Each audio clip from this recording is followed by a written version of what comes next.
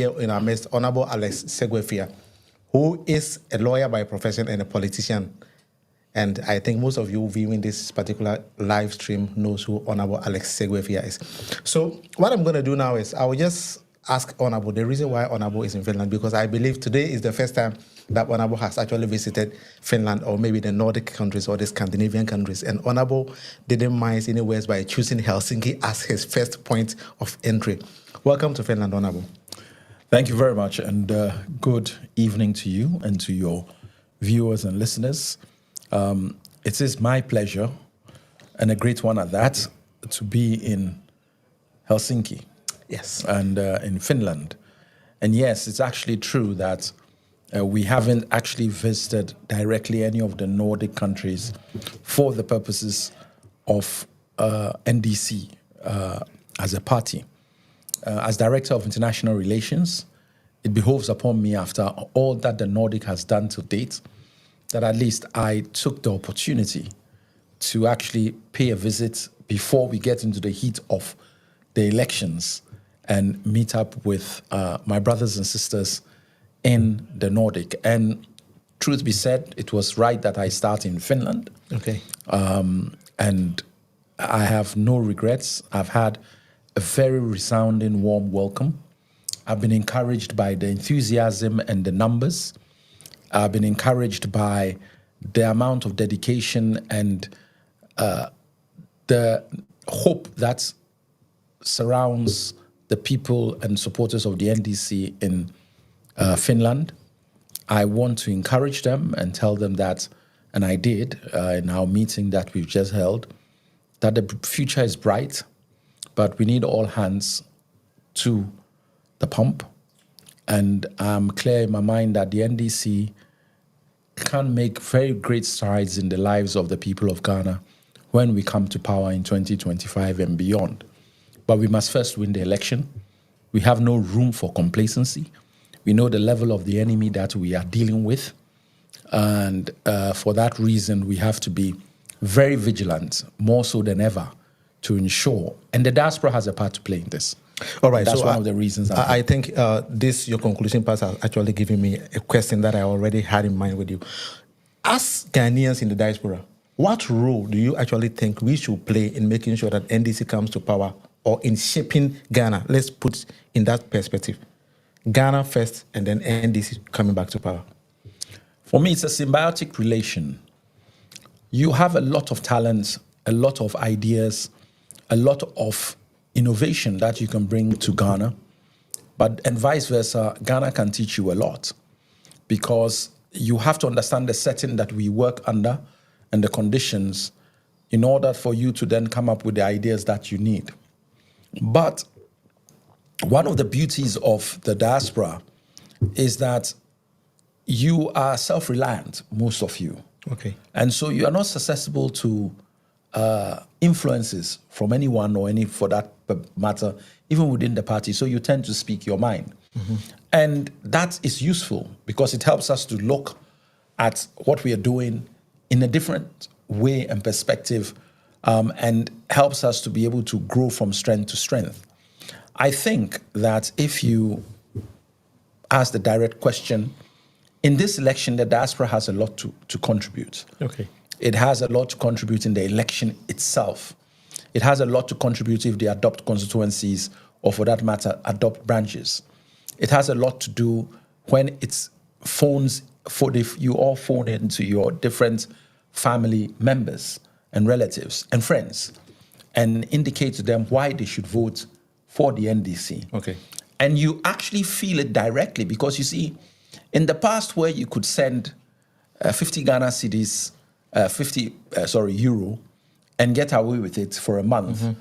you would have recognized that now you have to send 100 euro. Exactly. You have to send 150 euro. That's true. The game has changed. And you must be asking yourself, well, why is it so? And so the stories are not now just stories.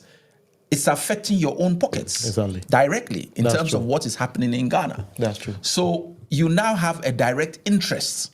People always say, look, the diaspora contributes so much. Yes. So when changes are happening in what you're contributing, then you should also be having an interest in why those changes must change. Or the people creating the problem must go. Okay. And therefore, that is the part, you have a strong part to play. I won't go into too much detail. I've spoken with you, I've spoken with the team here, and that is part of the reason why I'm here. The diaspora has a big role to play in our elections. All right, so it's not that I will say, okay, I'm in Finland and I don't care. Whatever affects Ghanaians affect me here directly. You're a Ghanaian. Yes, that's true. That is it. So I got this question from one of my friends who I sent the question earlier on, and the question is, Ghanaians are ready to give the power to NDC. Ghanaians are ready to vote, making sure the NDC come back to power. But how does NDC as a political party make sure that my vote is secured? I don't know if the question is so big or it's just simple. No, it's simple. Everybody knows. Why did they ask that question? Everybody in their hearts of hearts believes that the NDC won the 2020 election. Some even say that we won the 2016 election. That's true. But the votes were not counted. Yes. And it is for that reason that people are concerned that the NDC may not do enough to stop the MPP for rigging the election. Yes. And if they will not stop them from rigging, why should I vote for them? That is the basic question. Yes, that's true. And we want to assure people that the game is totally different in the way we are training our polling agents, in the way we are dealing with our collation. And I cannot go into detail. Okay. All I will say is that we are quietly confident that we are going to win the elections of December 2024. Because if you do the same thing each time, you shouldn't expect a different result. So something has to change for us to get that different result we want. It is not for me to say on open internet or TV or radio what exactly our plans are. Okay. All people should know that we recognize the issues and we are dealing with them. All right. Thanks very much, Honorable. There was this recent polls, and then the outcome of the polls showed that NDC's 24 hours economy is what Ghanaians are now yearning for. But some are confused. So to the ordinary Ghanaian on the street, what does 24 hours economic policy actually mean? The first thing I want to say is that everybody knows that the 24-hour economy policy is going very well in the public. But I put a caveat. You see, you set a trap for me, and I'm not interested in your trap. Because your trap is indirectly saying that I agree with polls. I don't. Okay. I don't follow polls. I read them, I look at the analysis, but I don't follow. Because the Ghanaian is a very secretive animal. He will tell you what you need to hear at a given time, not necessarily what he's thinking. And you have a very vindictive government. So at the end of the day, I think that the government's actually worse off than even some of the polls are saying. But it's not about the polls, because it's about the rigging of an election. That's true. And that has got nothing to do with how people feel or don't feel. If you don't stop the rigging, people's votes are lost, that in the answering your previous question. Yes. So we know that once we are very firm and stand true to the programs we have put in place, we will win this election. Okay. But we must be able to implement that. That's the first thing. Okay. So, but put the polls aside, anybody you ask, or even the debates on radio and TV, clearly show that it's a policy that resonates deeply with the people of Ghana. And it is not a complicated policy. All it is saying is that government is now going to look and target areas of businesses which it can assist to continue to work just beyond the normal working hours. So whereas before, government has a broad policy, and therefore anybody who wants to do A, B, or C, whether you can work within those parameters, it's not our business. Go and work with them. We can target businesses or areas and give special incentives to those areas to increase their capacity to produce more. Okay. Because the demand is clearly there and exists. So what are we saying? We are saying, look, if somebody needs 3 vans to be able to distribute to produce for 24 hours, but because of the taxes he has to pay to bring in an extra 2 because he has only 1, government will sit down with him and negotiate the basis upon which we can now get the taxes on those two reduced or even removed. We monitor it and he brings them in. Hey presto, he's now producing for the 24-hour period because he has 3 vans he can send out to distribute and the market is there. So no problem. Now, if you have a broad policy, you know nobody is going to get tax incentives or nobody can do this, it doesn't help him in person. Okay. But if he has this concession, he can then produce. Yes. So we are not saying that there are areas where people do not do 24/7 or 24-hour work.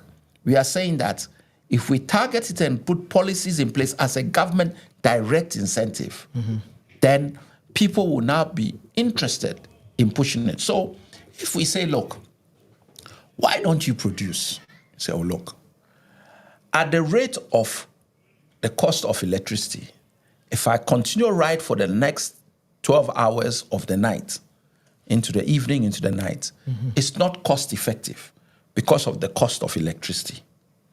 We can say, we give you a different tariff just for that night. If we give you that different tariff, what it means is that you then see that it is cost effective. You will still pay what you have to do for the day. You can't shift your work into the night all. We will monitor it. And once that is agreed, you will then begin to be able to produce. You will employ more people, you will distribute, and that will then stimulate somebody else's economy. But in order for you to do that, there's a security component. Because if you open a petrol station at night, it's not that you don't want to open. You don't want armed robbers to come and hit your boys and take them. So if we know and target certain areas and we say that, look, every petrol station within a 10-mile radius, we will pick 1 or 2 or 3 and they must open 24/7.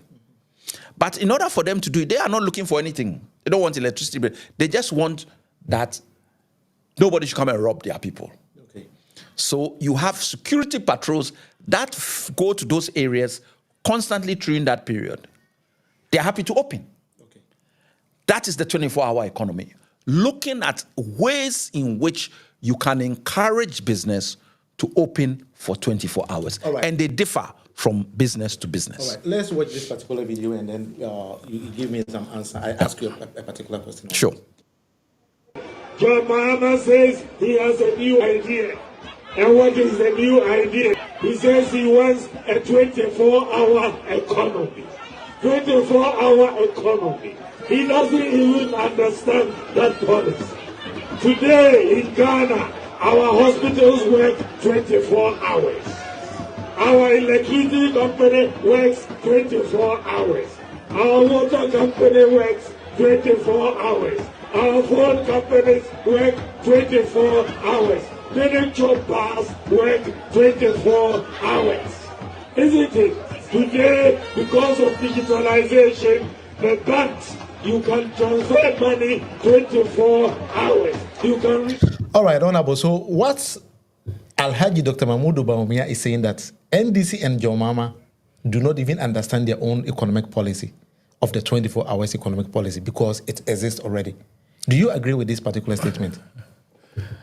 I'm saddened because it's a classic case of I do not consider Dr. Mahmoud Bawumia, His Excellency, ignorant. I'll consider him rather as being dubious and deceitful. Okay. And I use those words not in a derogatory manner. Okay. Because he knows that that is not the explanation of the thing, but he's trying to spin it. He's clear. He knows. He's trying to spin. He's doing pure politics. Yes. Now, how many private hospitals may open 24 hours? That's a key question. Government hospitals that open 24 hours, what are their challenges in certain areas? If you need drugs in the hospital, the pharmacy is not open. In some cases, the pharmacy is not open. If you need to do an x-ray, they say come in the morning. Why? So you have to look at each problem and see how best to solve it. So you have what is a proper 24-hour solution. Right. But that is not where the target is in actual fact. It is more to do with areas of productivity. What do I mean? Manufacturing, farming, building of infrastructure and roads. Look, when you borrow money, they give you a moratorium before you start paying. Mm-hmm. So you go and take out $20 million. And they tell you that you start paying in the 4th year. The first 3 years are free. You must try and finish the building or what you are doing in 2 years. Mm-hmm. Get whatever revenue you can get in the 3rd year before you start paying. By that time, the thing is starting to pay for itself. Yes. But if you are doing all kinds of hoodious investigations and whatnot, delaying the process because of political gain, and therefore you cannot bring in a 24 economy that will allow you to build that thing very quickly, then you don't understand what you are talking about in terms of 24-hour economy. All right. Because you can do it in a way where we are paying people now loans on hospitals and schools where we have borrowed money and the things are not yet finished. By the time the moratorium is over, so the Bank of Ghana is paying, but the thing is not standing. Okay. And what is happening is the money you borrowed, you are not taking the money from the money you borrowed to pay the interest on the loan.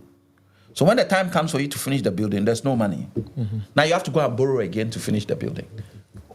That's true. He doesn't understand the 24-hour economy. I think but he understands it. He's just being political. Yes, that's true. Dubious. That's why I use the word dubious. We have a little problem in Ghana currently. The NDC had the grey book that the government outlined its developmental projects. Yes. And nobody has ever had any doubts about the projects in that particular book. But surprisingly, NPP went the other way around by not publishing a book, but right now coming with a website called Performance Tracker. And I saw this particular video that you were putting loopholes on that Performance Tracker. Let's take one of these videos and then you give me your perspectives on that. There are too many discrepancies. And perhaps the fact that they had to use an IT system has made them very lazy. You see, if this was a book that had been printed, they would have a problem by now because they'll have to go and reprint on their own admission of 67 mistakes.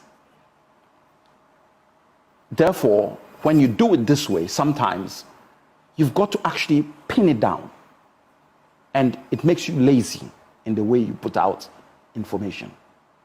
And you've drawn a couple of inconsistencies already in the document. First and foremost, there are things there that should never have been there in terms of they are non-existent. They've started removing them. We've told a few. Then you have the issue of projects which are not necessarily or were not done by government.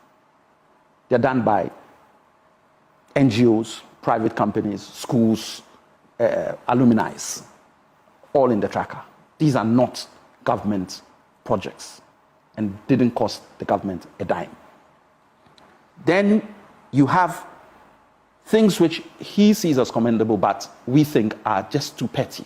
So if you give out jerseys or you build a speed ramp, we don't expect to see this.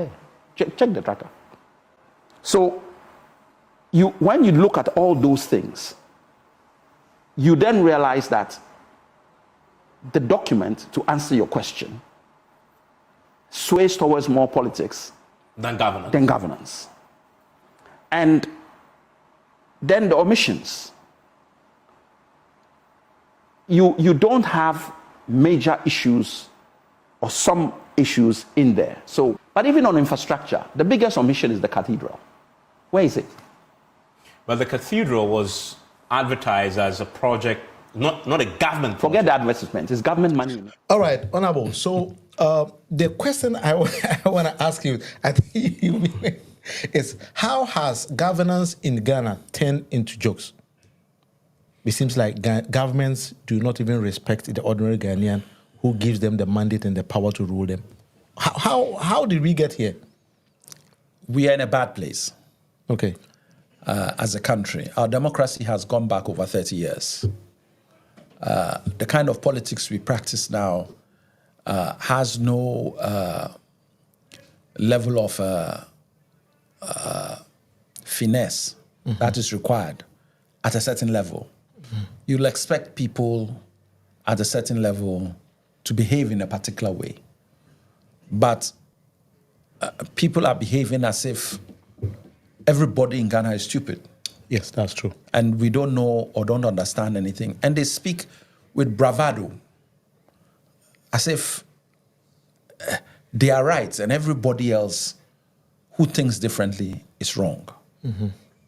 Classic is doomsaw. We are in the light, the lights are off, and you are telling me we are not in doomsaw. Not one day, not 2 days, 2, 3, 4 weeks. And then when they say bring doomsaw, somebody says, look, do your own timetable. I mean, hello. That's very insulting. Well, you have said it.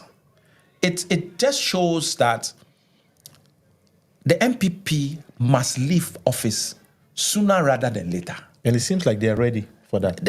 They are doing everything to leave. Yes. But they believe that they don't care what Ghanaians say or do. They will rig the election and stay. It won't happen. Ghanaians have had enough of MPP. And it's so sad. You see, we know what he said when John Mahama was in power.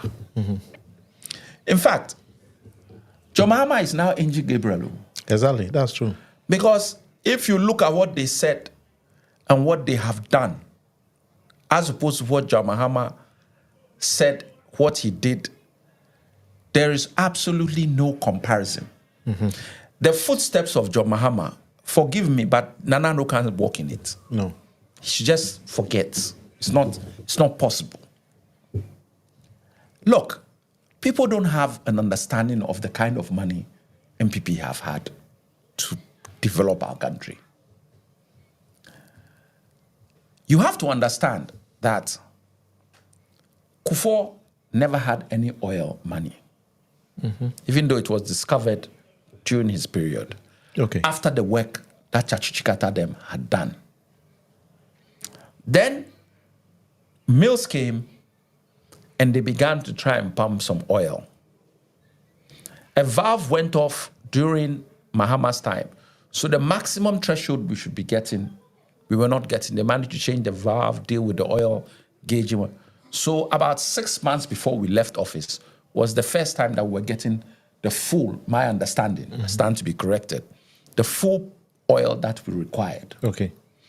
And due to Mahama's effort, we had been able to secure 2 further oil wells which were going to come on stream 6 months into the new administration.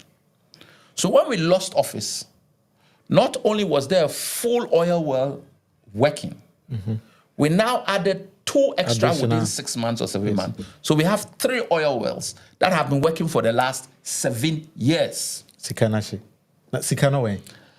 No other government since 1992 has been in this position just on alternative revenue.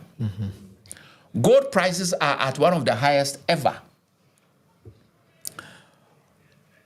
Cocoa prices are at its highest, but we have been able to use Galamsey to reduce our cocoa production.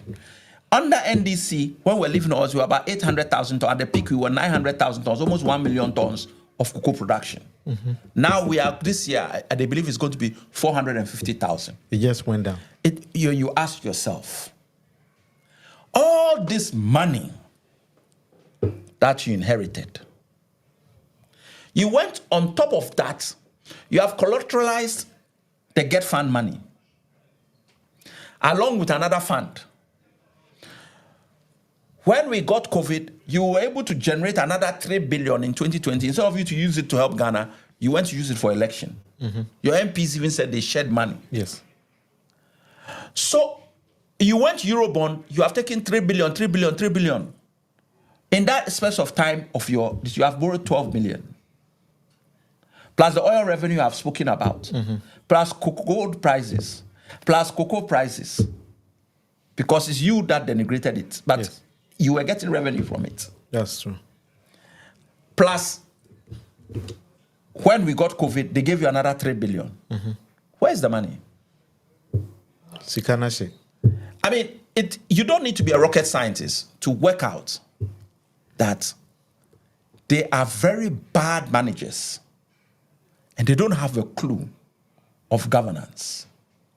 From there when you came, you see, if you plant corn, you can never go and harvest pineapple. No, it's practically impossible. It's corn that you go and collect.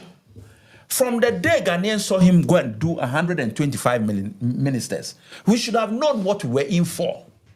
It was an expenditure boom. Yes. That's what we were coming to do. And that was what was done. Look, have you seen... Look, I'm not saying that people can't have their own wealth and true, but why is it that MPP people, all of them are having lavish parties?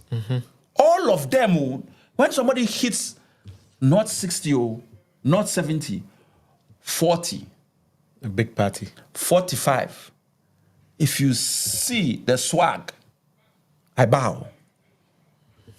But yes, you can have your own money and do what you like, but you are in politics, so be careful. When I see a 70-year-old person or even a 60-year-old person saying I'm going to celebrate in that manner, There's I like can some understand it. sense of You can understanding say, in that. okay, look, he's reached that milestone. But why? Before that, I mean, you're in politics. You are portraying an image. I mean, why do this? And in all this, things are not getting better. They have no plan. When Mahama left office, energy, you see, energy consumption, production Yes.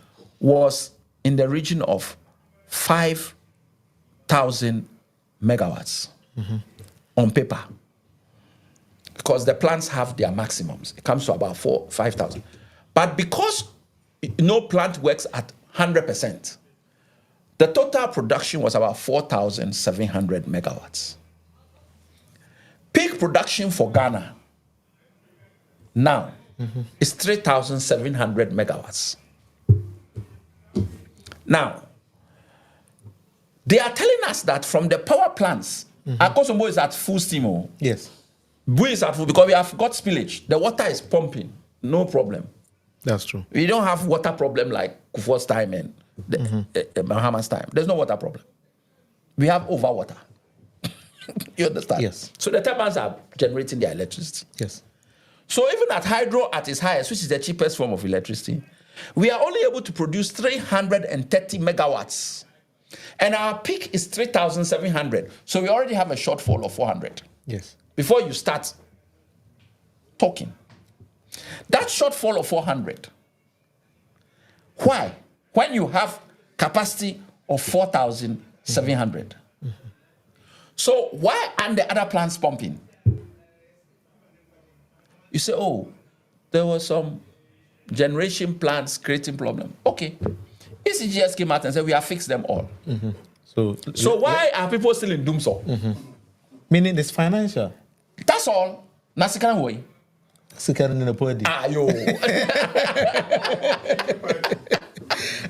Because honorable, to be honest, for the first time in my life that I saw a Ghanaian finance minister goes for an Eurobond and then come to organize Kinky party. And what surprised me was he was having Kinky and champagne. Imagine Kinky with champagne.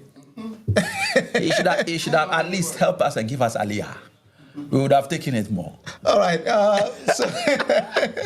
So what we are having here is we are live on YouTube and at the same time live on Facebook. We have Honorable Alex Segbefia right here with us on the studios here in Finland, Helsinki, and we are discussing Ghana. That is what we are doing now. So it's just one-on-one live interview with Honorable Alex Segbefia. You can actually contribute by calling. The number is beneath our screen, or you can send your message, and I will take my time to read it. So Millicent has this question for Honorable, that she says, Honorable, can the 24-hour economy be implemented since there is enough crisis in Ghana now? That is the first question Millicent has. And I think her second question has got to do with how is GM going to solve the energy sector since they have messed the sector? So these two key questions came from one lady, Millicent. So the first question is, how are we going to solve this energy crisis? And do you think that we can actually do it? I think that it's a legitimate question, and it is answered in history. You know, if you tell somebody a problem, and he immediately says, this is not my fault. Why are you talking about this matter? You know it was done by A, B, or C. Or these were the factors.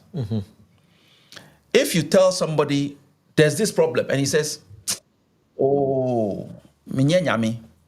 It was said by a former president, you know that? Yes. Achampong. Yes. They were asking him, he said, am I God to bring rainfall?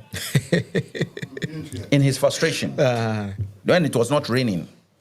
Yes. And I don't say that in a derogatory manner. What I'm saying is that you must look at the attitude of someone to decide first and foremost, is his attitude right to fix a problem?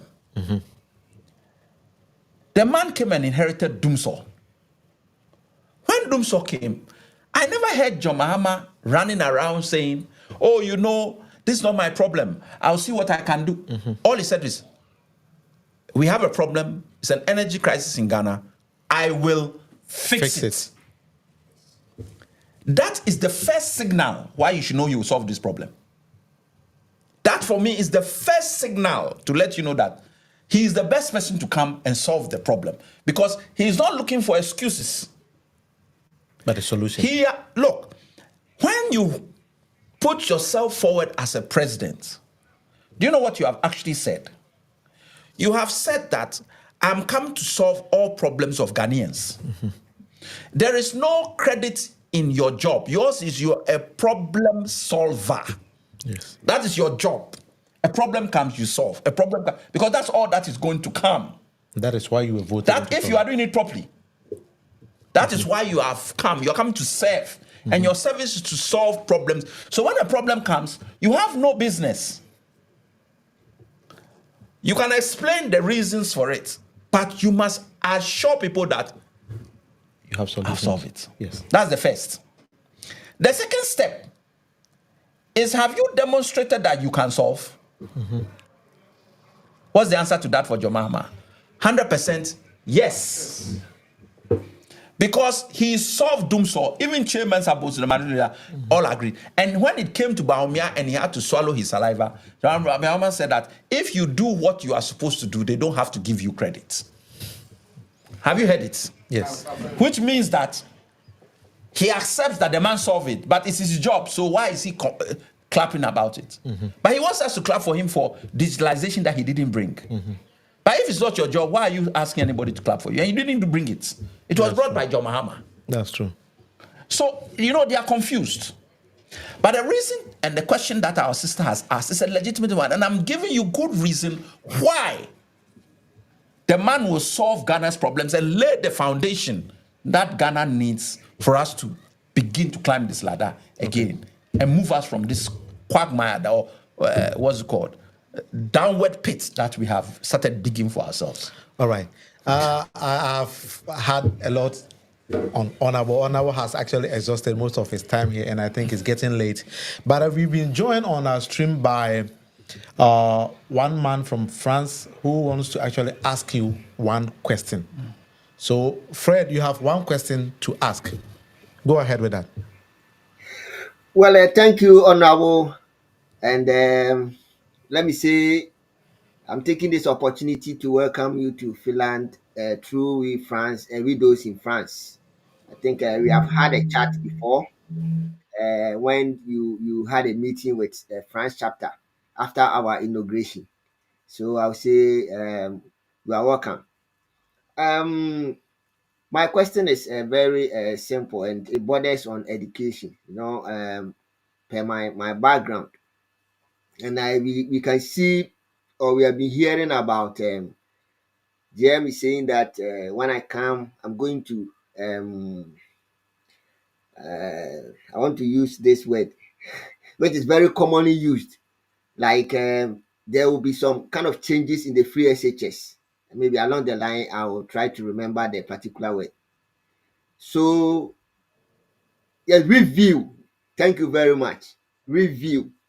So, how is the review per your perspective is going to be done so that at least it will clear a certain doubt, because people still have the belief that the review means cancellation, where in one of his speeches he made mention that if you have about 200 or $2 million to spend on education, like free SHS, by buying food and other things, and you abandon classroom where you don't provide textbooks and other things, then it means you have not done any good to the country. And people have taken it in a different context by making that statement, that it looks like the government is wasting money on education. So I think my question is very clear, and I'll pause here and maybe you can give me an answer on that. His name. Fred. Fred. He's Fred or Frank? Fred. Fred. Okay, thank you so much for your question, Fred. I think, Honorable, let's add just one. Okay. From US. Hello, Okay. caller. Hi. Hello. Hello, Will and. Yes, you are live on the show. Kindly ask your question, but be very brief. Good afternoon, Will, Fred, and Sir Alex. This is Prosper, and I'm calling from. All right, this is Prosper. I'm calling from the US. I have a quick question for Sir Alex. The question is that in Ghana right now, you can see there is a constituency growing up, and it's not the South constituency, but it is the African diasporans that are relocating to Ghana. And statistics shows that there is a lot of them that have already settled in Ghana. What plans do we have to meet this constituency of people? You know, because most of them, talking to them, all that they know is this scam of a president who came to the West and opened up the doors, make that promise that they should return home. But most of them have been disappointed with that, you know. But, you know, they are coming back home with their capital, with their expertise and skills and all that to help develop the country. So what are the plans for JM or the party going into the 2024 elections to get these people along, to understand where the NDC stands as a party? Question is, what are the plans of NDC in attracting the diasporans into the economy, right? Correct. All right. Thank you very much. Okay, let me deal with the education aspect first. And I find it difficult, except for mischief purposes, if someone says that a statement indicating that you should not neglect one aspect of education as against another aspect means that you don't like education or you are going to cancel an aspect. All that the president indicated was we are concentrating too much on an area which cannot grow properly if the basic side is not looked at. For you to go to free SHS, your JSS, your kindergarten must be working properly. If not so, you can send as many people there, but you're going to bring out chaff. That's true. So the man is saying, while we are working with the free SHS, let's not take our eyes off F-Cube, which is free, compulsory, universal, basic education. F-Cube is the first thing that is actually compulsory in the Constitution. Free SHS is a target we should get to already in the constitution. So it existed already. It was a question of how and when. Mahama took the view that it should be progressive over a period. Nana Addo took the view that let's do Big Bang. Now, it was a mistake because over the last 6 years, the way a manner-free SHS was implemented has not been the best for parents, for teachers, and for the country. We are not against the policy, and that's why even the IMF in its this thing has indicated that you must review it. And the government has accepted that there will be some review. Senior people, the finance minister himself indicated before they implemented that perhaps totally free, we should look at means testing. So for some people who can pay, we should see whether they can pay or not. That was the finance minister then. Even if we don't look at the payment side, let's look at ensuring, and that's what Jomama is saying, is we have the right infrastructure to ensure that we don't do traffic light system ever again. Make sure that the new schools that need to be built are built. Have a plan where as the students are growing, schools are being increased. Then also have a plan to ensure that when these students come out, you are able to get them employment. So they are getting skills that will help them. Part of the reason we actually made the technical institutions universities. yes. So that you can actually get the skills. Let's equip them so that you have a mechanic coming out with a mechanical degree. You have an electrical person coming out with an electrical degree. So that he can now use those skills. And they can also be exported because he has the degree to back what he's doing, like we want to do with nurses. Okay. Like Cuba does with doctors. So if you don't have a plan, you will see some of these statements as you don't know. We have a plan. Yes. We know what it is we want to do and where we are going. And we have to review the policy. Okay, that's true. As for the review, let's not change English language. Review has never been cancellation, only in MPP's dictionary. Yeah, that reviewing means cancellation. Yes, it's only in their dictionary. So you should not, and if people buy into that propaganda, then we are a lost country. I think Ghanaians are now discerning. They know. They know. This review, why they themselves need to review? They've said it. Why is all of a sudden it's John Mahama? No. It has to be reviewed to get the best out of it. And we have to also not lose sight of F-Cube. The free the schools under trees, etc. Now you are painting schools under trees in MPP colors. Yes, I mean, so what is going on? That's true. We are doing schools under trees, now you are painting them in MPP colors for what? So let us understand that this whole idea, I mean, you did free SHS. When was the last time these children had textbooks? I don't even remember. It's more than 5 years. Yes. They have never had textbooks. The curriculum is unknown. So if only the teachers or something have been given a curriculum and the students don't know what they are supposed to learn, I mean, hello? We are lost. I mean, what are we thinking? Me, the education thing, look, when I was going to school, that education that was given to me by my beloved country, Ghana, I won't swap it for anything else. I will not swap it. I had a lovely education and a good childhood upbringing. All right. And it has been reformed, and people have reformed as time moves. But this is a lack of planning. That's all it is. And that is the problem with the MPP. The MPP is not the idea, it's the implementation. They implemented school feeding program. The idea of that is that deprived schools must be given free meals so that those deprived children who come there in the rural areas will get food to eat. You do it and you put the school feeding program in secondary schools where their own children are going, and these are elitist so-called schools.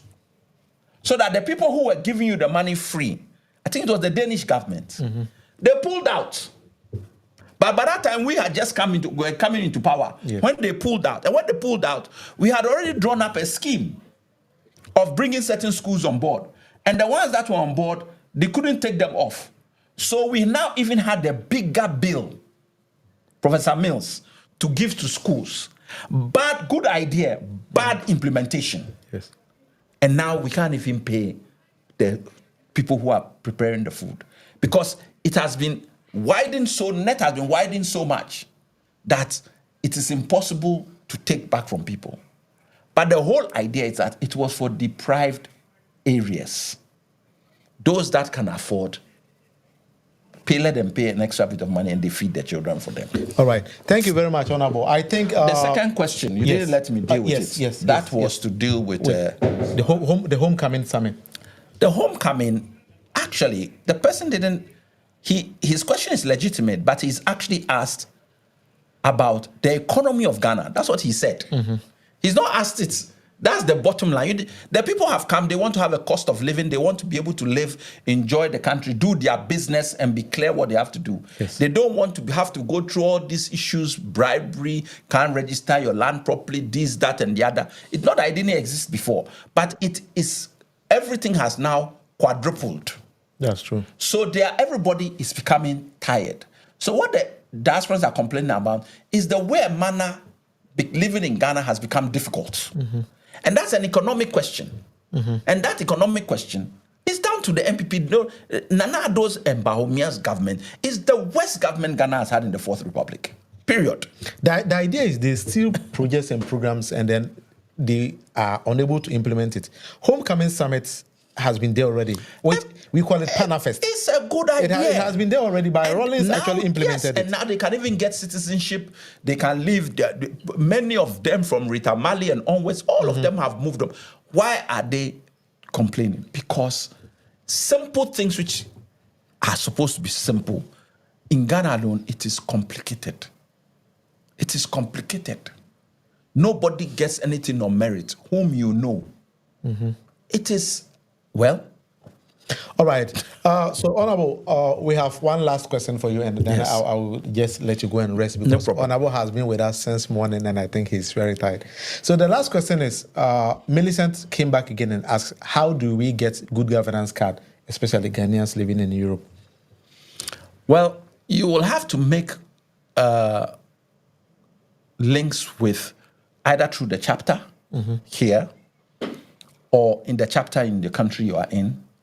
Most of the chapter executives have got enough information, and we like you to deal directly with the party. So they put you in touch with the Deputy General Secretary of the party, Barbara Samoa, or the Treasury, and you then go through a process deciding whether you want the gold, bronze, platinum, prestige, different prices, different amounts. Okay. And you pay for the card, and then every month, some people pay a year in advance, you pay, and you have the card. So that is where we are with the prestige cards. All right.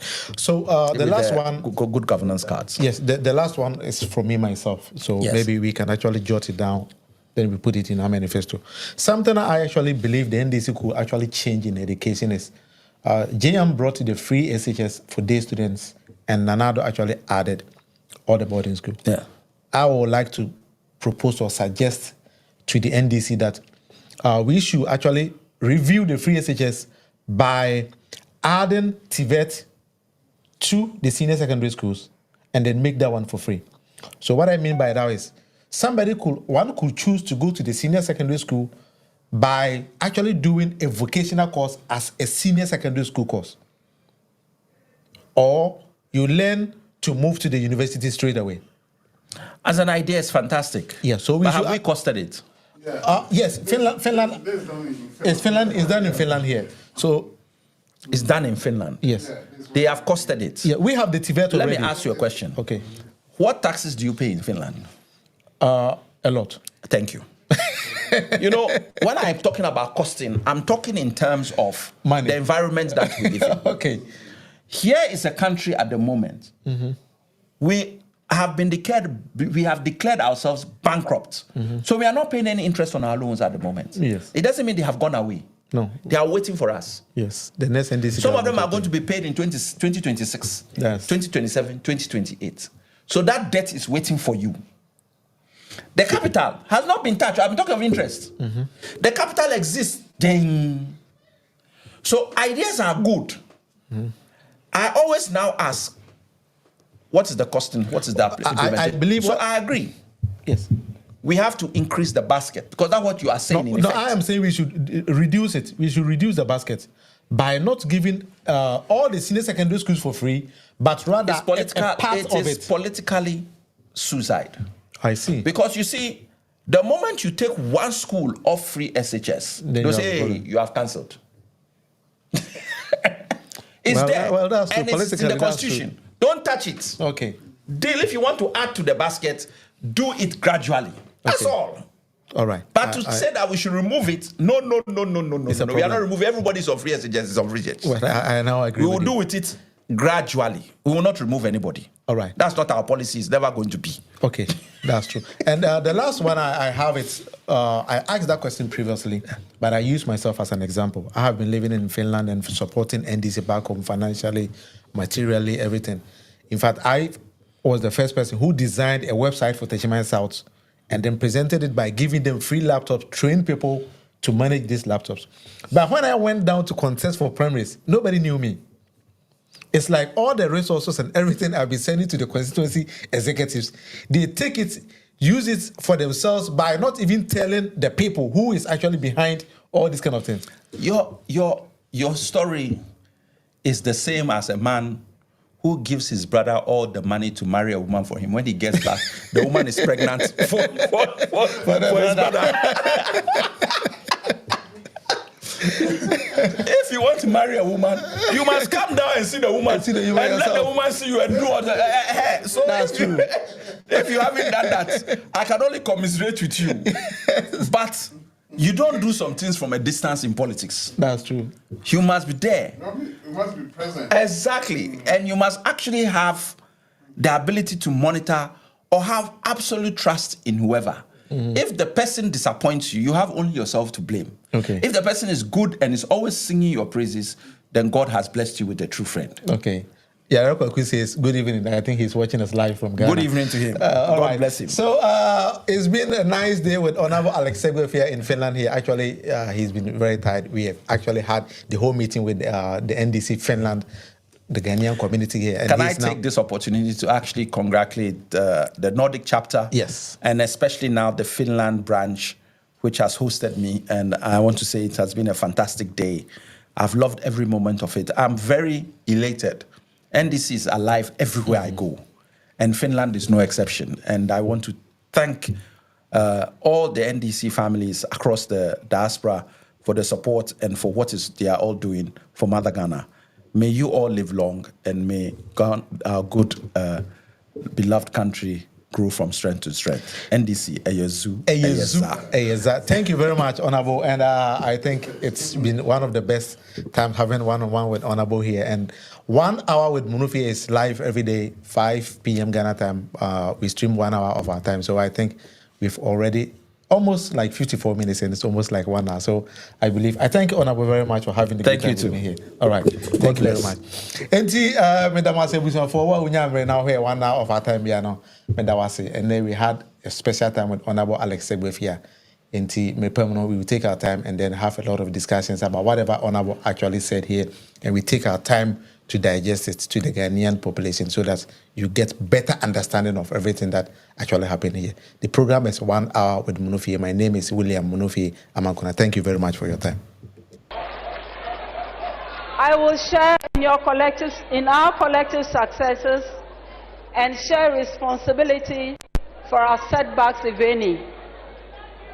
And at the time of reckoning, Your Excellency John Dramani Mahama, I will not, in the advancement of self-serving ambition, declare to the whole world that I was only the driver's mate.